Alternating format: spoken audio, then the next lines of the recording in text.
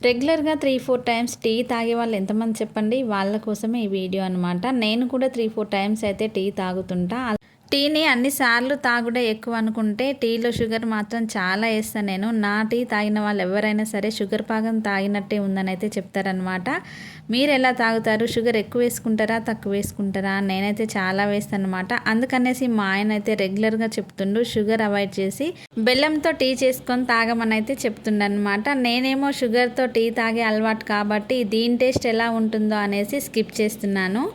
ఇంకా ఒక్కసారి 2 సార్లు తాగితే పర్లేదు కానీ టీ నేను 4, 5 టైమ్స్ అయితే టీ తాగుతా. అందులోనూ షుగర్ ఎక్కువగా ఉంటుంది కాబట్టి మళ్ళీ తక్కువ షుగర్ వేసుకుంటే అస్సలు తాగననమాట నేను. అందుకనేసి దీన్నైతే స్కిప్ చేసి ఫస్ట్ టైం బెల్లంతో టీ చేశాను. కొంచెం డిఫరెంట్‌గా ఉందన్నమాట టేస్ట్ అయితే. కానీ ఇది ఇలాగే కంటిన్యూ చేయాలనుకుంటున్నా. షుగర్ అనేది హెల్త్‌కి మంచిది కాదు కాబట్టి నాలాగా 4, 5 టైమ్స్ టీ తాగేవాళ్ళు షుగర్ అవాయిడ్ చేసి ఇలా బెల్లంతో తాగండి. హెల్త్‌కి కూడా చాలా మంచిది కాబట్టి వీడియో అయితే షూట్ చేశానన్నమాట. ఓకేనా మరి వీడియో నచ్చితే లైక్ చేయండి. బాయ్.